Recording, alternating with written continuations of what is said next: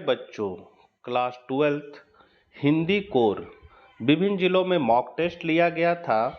उसी प्रश्न को आपको बता रहा हूं। ये आपके लिए अर्धवार्षिक एसए 1 परीक्षा के लिए इम्पोर्टेंट हो सकता है।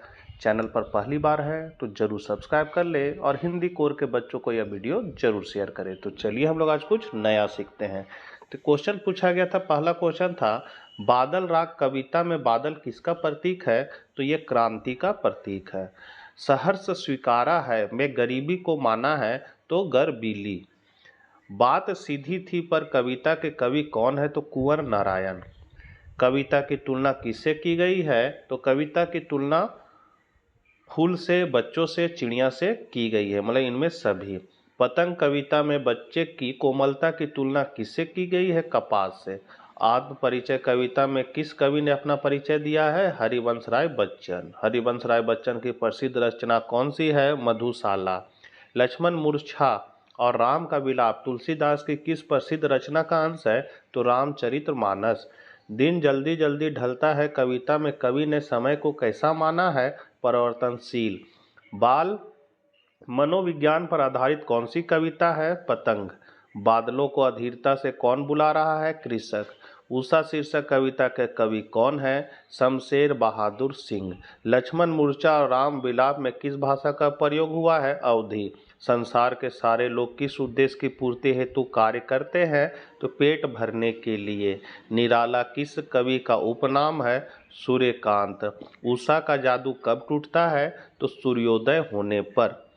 फिर है गद्यांश को पढ़कर 1 से 4 के सही विकल्प का चयन करें। मेरे पाँव बहुत छोटे हैं, धरती बहुत बड़ी है माँ, मेरी उंगली थामे मेरे बिल्कुल पास खड़ी रह माँ, तेरा नेह कवच कुंडल है, तेरा स्पर्श ढाल मेरी, मरुस्थल के तपते पथ में तू ही मेघ झड़ी है माँ, मेरी उंगली थामे मेरे बिल्कुल पास खड़ी रह माँ। तो विषम परिस्थितियों में व्यक्ति को किसकी याद आती है? तो माँ की याद आती है। मरुस्थलों के तपते पथ में तू ही मेघ झड़ी है माँ का भाव क्या है? तो इसका मतलब है कि परेशानियों में माँ का ही सहारा मिलता है। कवि ने माँ के स्नेह की तुलना किससे की है? तो कवच व कुंडल से। कवि के लिए क्या ढाल बना हुआ है? तो माँ का स्पर्श। फिर है गद्यांश को पढ़ना है, 5 से 8 तक को चुनना है। गद्यांश से संसार में सबसे दीर्घायु प्राप्त नहीं होती, परंतु सबसे बड़ी हानि जो समय की दुरुपयोगिता एवं अकर्मण्यता से होती है। तो इसको आप लोग देख लीजिएगा। सीधे हम क्वेश्चन पर आते हैं। मनुष्य को वास्तविक अर्थ में मनुष्य बनने के लिए क्या करना चाहिए? तो इसके लिए करना चाहिए, एक क्षण भी व्यर्थ नहीं गंवाना चाहिए। अकर्मण्यता के कारण मनुष्य के जीवन पर क्या प्रभाव पड़ता है? तो दूषित विचारों की उत्पत्ति होती है।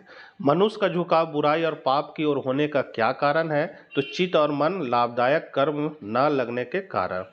प्रस्तुत गद्यांश किस विषय वस्तु पर आधारित है? तो समय के सदुपयोग से लाभ और हानि पर। किस संचार प्रक्रिया में संचारक और प्राप्तकर्ता एक ही व्यक्ति होता है? तो अंतः व्यक्तिक संचार।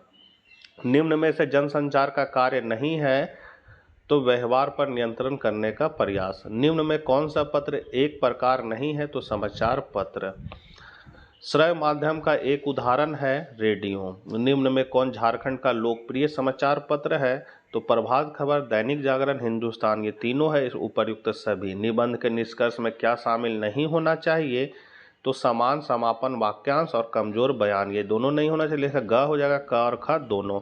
आज़ादी के समय तक देश में कुल कितने रेडियो स्टेशन खुल चुके थे? तो 9।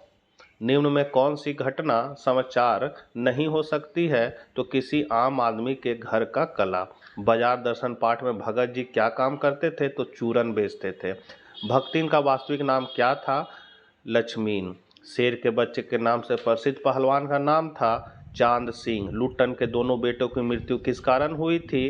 तो मलेरिया हैजे से। काले मेघा पानी दे पाठ के लेखक का क्या नाम था? धर्मवीर भारती। गुड़धानी से आपका क्या अभिप्राय है? तो गुड़ चने से बना लड्डू। शिरीष के फूल की विधा क्या है? ललित निबंध। बच्चों की टोली पानी दे मैया कहकर किस सेना के आने की बात कहती है? इंदर सेना। सिल्वर वेडिंग का प्रमुख पात्र कौन है? तो यशोधर बाबू। जूझ पाठ के लेखक का नाम बताइए? आनंद यादव। महादेवी वर्मा को किस कृति पर भारतीय ज्ञानपीठ पुरस्कार प्राप्त हुआ? यामा। कैसे व्यक्तियों पर बाजार का जादू चलता है? तो जिनका मन खाली हो। हिंदी के प्रसिद्ध आंचलिक कथाकार कौन है? फणीश्वर नाथ रेणु। लोक प्रचलित विश्वास और विज्ञान के द्वंद्व पर सुंदर चित्रण किस पाठ में किया गया है? तो ये किया गया है काले मेघा पानी दे। कालंजी अवधूत कहकर हजारी प्रसाद द्विवेदी ने किसे संबोधित किया है? तो शिरीष के फूल। जाति प्रथा को ही श्रम विभाजन का एक कारण के रूप में किसने माना? डॉक्टर भीमराव अंबेडकर। तो बच्चों ये थे विभिन्न जिला में मॉक टेस्ट में पूछे गए प्रश्नों के उत्तर जो आपके लिए परीक्षा उपयोगी है। मिलते हैं नेक्स्ट वीडियो साथ। जय हिंद, जय भारत।